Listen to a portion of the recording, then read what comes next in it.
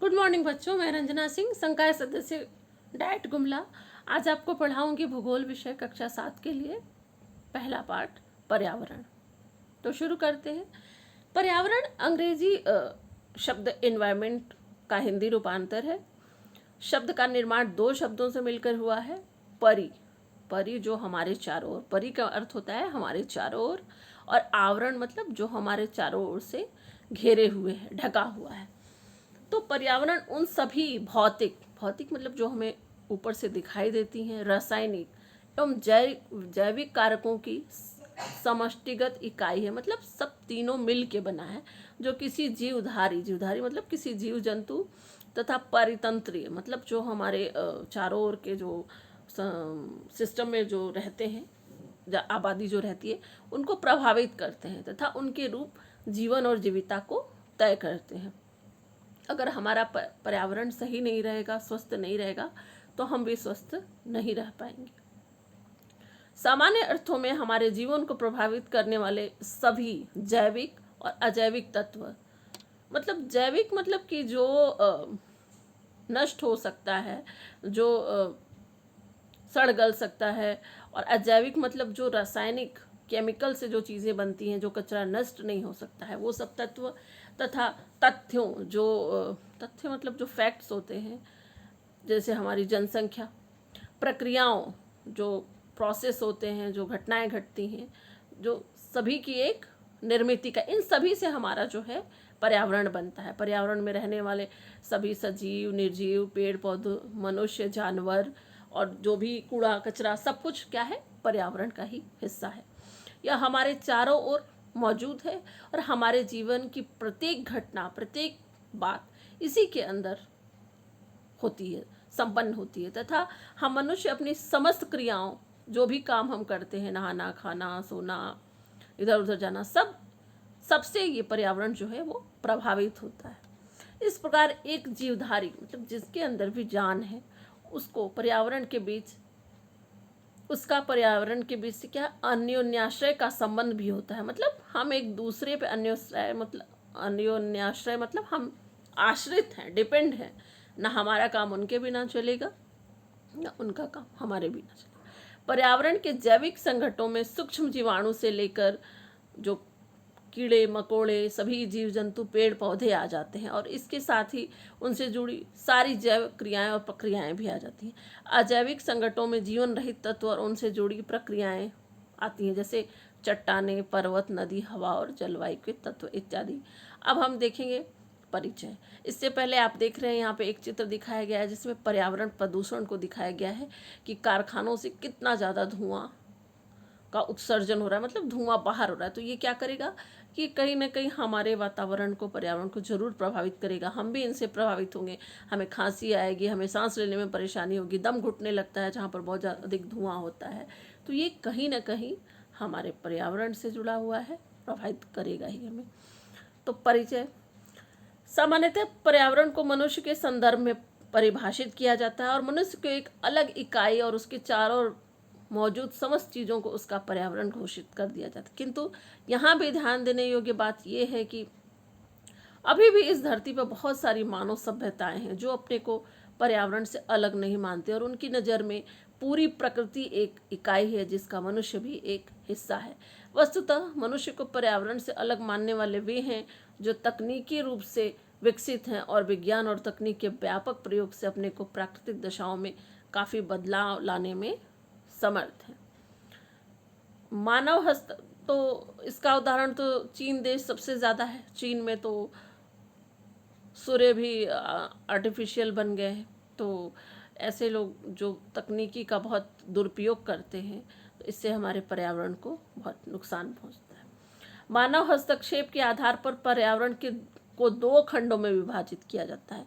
पहला होता है प्राकृतिक या नैसर्गिक, जो नेचुरल अपने आप होता है पर्यावरण में, और दूसरा मानव निर्मित पर्यावरण, जिसको मशीन द्वारा बनाया जाता है, कल कारखानों से तकनीकी के द्वारा बनाया जाता है। एक ये दूसरे प्रकार का पर्यावरण है। हालांकि पूर्ण रूप से प्राकृतिक पर्यावरण, जिसमें मानव हस्तक्षेप बिल्कुल नहीं हुआ है, या पूर्ण रूपेण जो मानव निर्मित पर्यावरण जिसमें सब कुछ मनुष्य ने बनाया है, कहीं नहीं पाए जाते हैं। यानी दोनों चीज़ें आपस में मिली जुली रहती हैं। कहीं ऐसा नहीं होता है कि सब कुछ मानव ने ही बना दिया है, और कहीं ऐसा भी पूरा नहीं होता है कि सब कुछ प्रकृति का ही है। दोनों के मेल से ही चलता है। यह विभाजन प्राकृतिक प्रक्रियाओं और दशाओं में मानव के दखलंदाजी की मात्रा की अधिकता और न्यूनता का द्योतक मात्र है। मतलब कहीं मानव ने बहुत ज़्यादा मशीनों का उपयोग करके उसको अप्राकृतिक बना दिया है, और कहीं पर बहुत कम प्रयोग हुआ है। लेकिन ऐसा हम नहीं कह सकते कि बिल्कुल एक में हुआ ही नहीं है और एक में बहुत हुआ है, ऐसा नहीं होता। पारिस्थितिकी और पर्यावरण भूगोल में प्राकृतिक पर्यावरण शब्द का प्रयोग पर्यावास, हैबिटाट के लिए भी होता है। हैबिटाट मतलब जहाँ पर लोग निवास करते हैं, मनुष्य, जानवर, सभी, वो हैबिटाट होता है। तकनीकी मानव द्वारा आर्थिक उद्देश्य और जीवन में विलासिता के लक्ष्यों की प्राप्ति हेतु प्रकृति के साथ व्यापक छेड़छाड़ के क्रियाकलापों ने प्राकृतिक पर्यावरण का संतुलन नष्ट किया है। विलासिता मतलब जब हम अपने आराम के लिए, अपने ऐशो आराम के लिए प्रकृति को नुकसान पहुंचाते हैं, तो ये क्या होता है, विलासिता के अंदर आ जाता है, और इससे पर्यावरण का संतुलन नष्ट होता है। जैसे ऊंची ऊंची इमारतें, बहुत ज़्यादा एसी का प्रयोग करना, ये सब से क्या होता है, ये विलासिता के अंदर आती है। जिससे प्राकृतिक व्यवस्था या प्रणाली के अस्तित्व पर ही जब संकट उत्पन्न हो जाता है। आप जानते हैं कि इतनी ज़्यादा गैसों का उत्सर्जन, इतनी ज़्यादा गैसें बाहर निकली, इतना क्षति पहुंचाया हमारे पर्यावरण को कि ओजोन लेयर में ही छेद हो गया, जिसके कारण कि जो अल्ट्रा वायलेट किरणें, जो पराबैंगनी किरणें सूर्य से आती हैं, वो बहुत ज़्यादा आने लगी और धरती को नुकसान पहुंचाने लगी। तो ये चिंता का विषय हो गया। इस तरह की समस्याएं जो है वो पर्यावरणीय अवनयन कहलाती हैं। मतलब इससे अवनयन मतलब नीचे जाना, मतलब पर्यावरण को नुकसान पहुंचता है। पर्यावरणीय समस्याएं जैसे प्रदूषण, जलवायु परिवर्तन, आप जानते हैं कभी बहुत ज़्यादा बारिश हो रही है तो कभी बारिश हो ही नहीं रही, कभी जाड़े में गर्मी का अनुभव होने लगता है, कभी बरसात में कोहरा होने लगता है। तो ये जो हम असामान्य प्राकृतिक घटनाएं देख रहे हैं कि किसका उदाहरण है, जलवायु परिवर्तन का उदाहरण है। और ये जलवायु परिवर्तन हमारे क्रियाकलापों के कारण ही हुआ है कि जब हमने प्रकृति को वश में करने की कोशिश कर दी है, और हमने क्या कर दिया, अपने मनुष्य ने ही अपने वातावरण को असंतुलित बना दिया है। तो ये मनुष्य की अपनी जीवन शैली के कारण ये सब हो रहा है। और अब पर्यावरण संरक्षण और पर्यावरण प्रबंधन की चर्चा है। तो जब हमने इतना नुकसान पहुंचा दिया अप्राकृतिक कारणों से, कि अब हमें उस विषय में सोचना पड़ रहा है कि अगर हमने पर्यावरण को नहीं बचाया, हमने अपने पर्यावरण का बेहतरीन ढंग से प्रबंधन नहीं किया, तो हम आगे और भी परेशानी में पड़ सकते हैं और बहुत सारी बीमारियों के शिकार हो सकते हैं। मनुष्य वैज्ञानिक और तकनीकी रूप से अपने द्वारा किए गए परिवर्तनों से नुकसान को कितना कम करने में सक्षम है। आप जानते हैं कि एक CFC, जिसको क्लोरोफ्लोरोकार्बन बोलते हैं, उसका उपयोग पहले टीवी और रेफ्रिजरेटर में कम होता था, रेफ्रिजरेटर में बहुत ज़्यादा होता था। तो जब पर्यावरण संरक्षण और पर्यावरण प्रबंधन की बात आने लगी, तो सबसे पहले उन चीज़ों में सरकार ने और तकनीकी विशेषज्ञों ने कहा कि नहीं, अब उसमें CFC गैस का प्रयोग नहीं करेंगे, क्योंकि इससे हमारे पर्यावरण को बहुत नुकसान पहुंच रहा है। तो इस तरह से रोकथाम की गई। आर्थिक और राजनीतिक हितों की टकराव में पर्यावरण पर कितना ध्यान दिया जा रहा है और मनुष्यता अपने पर्यावरण के प्रति कितनी जागरूक है, यह आज के लिए बहुत ही ज्वलंत प्रश्न है कि केवल राजनीति हो रही है या केवल पैसे कमाने की होड़ में हम अपने पर्यावरण को बस नुकसान पहुंचाते जा रहे हैं, और हमेशा हम विकास का सोचते सोचते अपना खुद से अनजाने में विनाश कर ले रहे हैं। तो अब हम आगे देखते हैं। तो पर्यावरण शब्द जो है वो परि उपसर्ग से लिया गया है, और आवरण, चारों ओर ढका हुआ आवरण से मिलकर बना, जिसका अर्थ है ऐसी चीज़ों का समुच्चय जो किसी व्यक्ति या जीवधारी को चारों ओर से आवृत किए हुए, मतलब ढके हुए हैं। पारिस्थितिकी और भूगोल में यह शब्द अंग्रेजी के एनवायरनमेंट के पर्याय के रूप में इस्तेमाल होता है। अंग्रेजी शब्द एनवायरनमेंट स्वयं उपरोक्त परिस्थिति के अर्थ में काफ़ी बाद में प्रयुक्त हुआ, और यह शुरुआती दौर में आसपास की सामान्य दशाओं के लिए प्रयुक्त होता था। यह फ्रांसीसी भाषा से लिया गया है, जहाँ यह state of being environ, see environ plus ment के अर्थ में प्रयुक्त होता था। और इसका पहला ज्ञात प्रयोग कार्लाइल द्वारा जर्मन शब्द उमजेबंग के अर्थ को फ्रांसीसी में व्यक्त करने के लिए हुआ था। अब पर्यावरण का ज्ञान क्या है वो हम पढ़ेंगे। आज पर्यावरण एक जरूरी सवाल नहीं बल्कि बहुत ही ज्वलंत मुद्दा बना हुआ है। आज लोगों में इसे लेकर कोई जागरूकता नहीं है। ग्रामीण समाज को छोड़ दो तो भी महानगरीय जीवन में इसके प्रति खास उत्सुकता नहीं पाई जाती। परिणाम स्वरूप पर्यावरण सुरक्षा महज एक एजेंडा बन के रह गया, ये जबकि यह पूरे समाज से बहुत ही नज़दीकी संबंध रखने वाला सवाल है। जब इसके प्रति लोगों में एक स्वाभाविक लगाव पैदा नहीं होगा तो पर्यावरण संरक्षण का सपना दूर का ही सपना बना रहेगा। पर्यावरण का सीधा संबंध प्रकृति से है। अपने परिवेश में हम तरह तरह के जीव जंतु, पेड़ पौधे, सजीव निर्जीव सब वस्तुएं पाते हैं जो कि पर्यावरण की रचना करते हैं। विभिन्न शाखाओं जैसे भौतिक विज्ञान, रसायन विज्ञान, जीव विज्ञान आदि में मौलिक सिद्धांतों तथा उनसे संबंध प्रायोगिक विषयों का अध्ययन किया जाता है। परंतु आज की आवश्यकता यह है कि पर्यावरण के लिए विस्तृत अध्ययन के साथ साथ इससे संबंधित व्यावहारिक ज्ञान पर बल दिया जाए। तो बच्चों, हमें किताबी ज्ञान से ज़्यादा व्यावहारिक ज्ञान की ज़रूरत है कि हम ज़्यादा से ज़्यादा अपने जीवन में पर्यावरणीय संबंधित समस्याओं के लिए लोगों को जागरूक करें। और हम जब भी किसी का जन्मदिन मनाएं या कुछ भी ऐसा करें तो हम उसमें पौधे लगाएं। पौधा लगाना ही सबसे बड़ा उपाय है अपने पर्यावरण को बचाने का। और जहाँ तक बहुत ज़रूरी ना हो तो हम पेड़ों को नहीं काटें, पेड़ों को काटने से भी बचें। इन सब के लिए बचावकारी उपायों के लिए समाज में जागरूकता बहुत ज़रूरी है।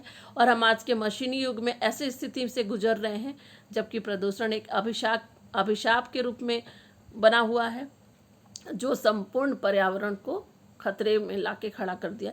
संपूर्ण विश्व एक गंभीर चुनौती के दौर से गुजर रहा है। यद्यपि हमारे पास संबंधित पाठ्य सामग्री की कमी है, तब भी हमें पर्यावरण से संबंध उपलब्ध ज्ञान को व्यावहारिक बनाने की आवश्यकता। मतलब हमें सिर्फ किताब में पढ़ के भूल नहीं जाना है, बल्कि हमको ये समस्या से सभी साधारण लोगों को जनमानस को हमें जागरूक करना होगा तथा हमें अपने जिम्मेदारियों का एहसास करना पड़ेगा।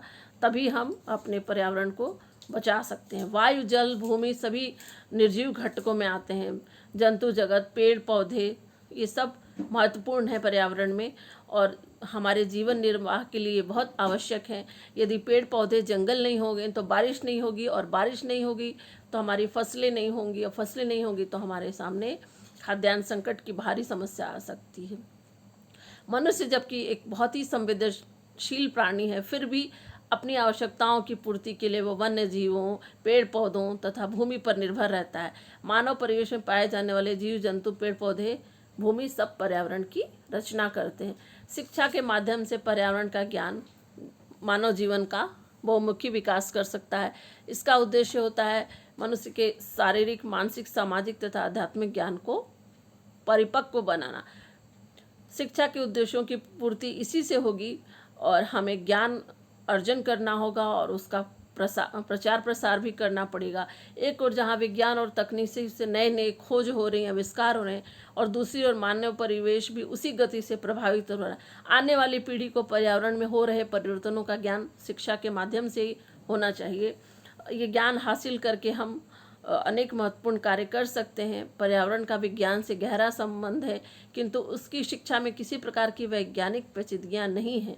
शिक्षार्थियों को प्रकृति तथा परिस्थिति ज्ञान सीधी तथा सरल भाषा में समझ में आए, यह ज्ञान जमीनी स्तर से होना चाहिए। और शिक्षा क्षेत्र में पर्यावरण का ज्ञान मानव सुरक्षा के लिए बहुत ज़रूरी है। अब हम पढ़ेंगे पर्यावरण और परितंत्र। पर्यावरण अपनी संपूर्णता में एक इकाई है जिसमें अजैविक और जैविक सब तरह के तत्व पाए जाते हैं और इसी विशेषता के कारण ये परितंत्र कहलाता है। पारिस्थितिक तंत्र पृथ्वी तंत्र के किसी भी क्षेत्र में समस्त जैविक और अजैविक तत्वों को समुच्चय को कहते हैं। यह परितंत्र कहलाता है। पृथ्वी पर पैमाने स्केल के हिसाब से सबसे बृहत्तम परितंत्र जैवमंडल को माना जाता है। जैवमंडल पृथ्वी का वह भाग होता है जिसमें जीवधारी पाए जाते हैं और यह स्थल मंडल, जल मंडल तथा वायुमंडल में व्याप्त है। पूरे पार्थिव पर्यावरण की रचना भी इन्हीं इकाइयों से, अतः इन अर्थों में वैश्विक पर्यावरण, जैवमंडल और पार्थिव परितंत्र एक दूसरे के समानार्थी हो जाते हैं। माना जाता है कि पृथ्वी के वायुमंडल का वर्तमान संगठन और इसमें ऑक्सीजन की वर्तमान मात्रा पृथ्वी पर जीवन होने का कारण नहीं अपितु परिणाम भी है। प्रकाश संश्लेषण, जो कि आपने विज्ञान में पढ़ा होगा, जो कि एक जैविक, पारिस्थितिक तथा जैवमंडलीय प्रक्रिया है। पृथ्वी के वायुमंडल के गठन को प्रभावित करने वाली महत्वपूर्ण प्रक्रिया रही है। इस प्रकार के चिंतन से जुड़ी विचारधारा पूरी पृथ्वी को एक इकाई या सजीव पृथ्वी के रूप में देखती है। इसी प्रकार मनुष्य के ऊपर पर्यावरण के प्रभाव और मनुष्य द्वारा पर्यावरण पर डाले गए प्रभावों का अध्ययन मानव परिस्थितिकी और मानव भूगोल का प्रमुख अध्ययन बिंदु है। अब हम जानेंगे पर्यावरणीय समस्याओं के बारे में। ज़्यादातर पर्यावरणीय समस्याएं पर्यावरणीय अवनयन मतलब जो पर्यावरण में हम प्रदूषण फैला रहे हैं उससे संबंधित है। मानव जनसंख्या है और मानव का संसाधनों का जब जनसंख्या ज़्यादा होगी तो संसाधनों का उपयोग ज़्यादा होगा, और जब उपयोग ज़्यादा होगा तो कहीं ना कहीं कमी आएगी। तो इससे बहुत सारे परिवर्तन आते हैं, जो कि कुछ परिवर्तन होते हैं जो हमारे लिए फ़ायदेमंद होते हैं, लेकिन कुछ होते हैं जो अनवांटेड होते हैं, जिसको अवांछनीय बोलते हैं। किसी क्षेत्र विशेष में पूरी पृथ्वी पर जीवन और संधारणीयता को खतरा उत्पन्न हो जाता है। इसके अंतर्गत प्रदूषण, जलवायु परिवर्तन, जैव विविधता और प्राकृतिक आपदाएं। आप जानते हैं कि जब बहुत अधिक जलवायु परिवर्तन होंगे तो समुद्र का जल स्तर बढ़ने लगेगा, क्योंकि जब हमारे हिमालय के जो हिमानी हैं, ग्लेशियर हैं, वो पिघलने लगेंगे। फिर प्राकृतिक आपदाएं, भूकंप आएगा जब लोड पृथ्वी पर अधिक बढ़ेगा। तमाम हमारे यहाँ विकास करने के लिए हम बड़े बड़े बांध बना रहे हैं, और बांध के कारण हमारी ज़मीनी सतह बहुत कमज़ोर हो जा रही है, जिसके कारण से वो दबाव नहीं सह पा रही है और भूकंप का सामना करना पड़ता है। आप जानते हैं भूकंप एक प्राकृतिक आपदा है, तो इस तरह की आपदाओं का सामना मनुष्य को करना पड़ता है। तो पर्यावरणीय अवनयन के कारण ये सब जनसंख्या में बहुत ज़्यादा वृद्धि हो रही है, तथा मानव द्वारा उपभोग के बदलते स्वरूप के कारण बहुत सारी समस्याएं आ रही हैं। और संसाधन न्यूनीकरण मतलब हम इतना अधिक प्राकृतिक संसाधनों का दोहन कर रहे हैं कि उसकी कमी होती जा रही है। जैसे कोयला का उपयोग इतना ज़्यादा हो गया कि अब हमारे देश में 2050 तक पूरी तरह से कोयला ख़त्म हो जाएगा, और उसी तरह से उन प्रक्रियाओं का पुनर्भरण रिप्लेनिशमेंट नहीं हो पा रहा है। वर्तमान परिप्रेक्ष्य में संसाधन के नुकसान के लिए जनसंख्या का दबाव, तेज वृद्धि और लोगों का गैर जिम्मेवार होना भी है। संसाधन को दो वर्गों में विभाजित किया जाता है। एक है नवीकरणीय संसाधन, अर्थात जिनको कि हम नया कर सकते हैं, अगर ख़त्म होते हैं तो फिर से उनको हम उत्पादन करके नया बना सकते। तो नवीकरणीय में जैसे बिजली है, बिजली ख़त्म हो जाएगी तो उसको हम फिर से जनरेट कर सकते हैं, पैदा कर सकते हैं बांध बना के और पानी को रोक के। लेकिन जो अनवीकरणीय संसाधन में उदाहरण है जैसे कोयला सैकड़ों वर्षों के अवशेषों को दबने के बाद कोयला बनता है, सैकड़ों लाखों वर्षों के अवशेषों, तो उसको हम तुरंत नया नहीं उत्पादन कर सकते, प्रोड्यूस नहीं कर सकते। तो ये क्या हुआ, अनवीकरणीय संसाधन हुआ। इसके अलावा कुछ संसाधन इतनी पर्याप्त मात्रा में उपलब्ध हैं कि उनका क्षय नहीं, मतलब उसमें कमी नहीं होती है, वो अक्षय है, मतलब वो कभी ख़त्म नहीं हो। जैसे सौर ऊर्जा, सूर्य की ऊर्जा कभी ख़त्म नहीं हो सकती, तो अब हमारे देश के लोग उस पर ध्यान दे रहे हैं। अनवीकरणीय संसाधनों का तेजी से दोहन मतलब उपयोग उनके भंडार को समाप्त कर रहा है, जिससे कठिन परिस्थितियां पैदा हो रही हैं। अब कोयला नहीं रहेगा, पेट्रोलियम और भी धात्विक खनिज नहीं रहेंगे, तो फिर ये दीर्घ अवधि की घटना, ये तुरंत मनुष्य इनका दोहन करा और इसको तुरंत हम उत्पादन नहीं कर सकते, तो ये एक न एक दिन समाप्त हो ही जाएंगे। वहीं दूसरी ओर कुछ नवीकरणीय संसाधन है जिनको कि मानव द्वारा बहुत तेज़ी से प्रयोग में लाए जा रहे हैं, उनका प्राकृतिक प्रक्रियाओं द्वारा पुनर्भरण भी उतनी ही तेज़ी से संभव नहीं है, और इस प्रकार वे अनवीकरणीय संसाधन की श्रेणी में आ जाएंगे। तो बच्चों, आज के लिए इतना ही। अब उम्मीद है कि आपको ये पाठ समझ में आ गया होगा। अगर आपका कोई प्रश्न हो तो आप कमेंट बॉक्स में ज़रूर पूछें, और अगर ये वीडियो पसंद आता है तो उसको लाइक, शेयर और सब्सक्राइब ज़रूर करें। धन्यवाद।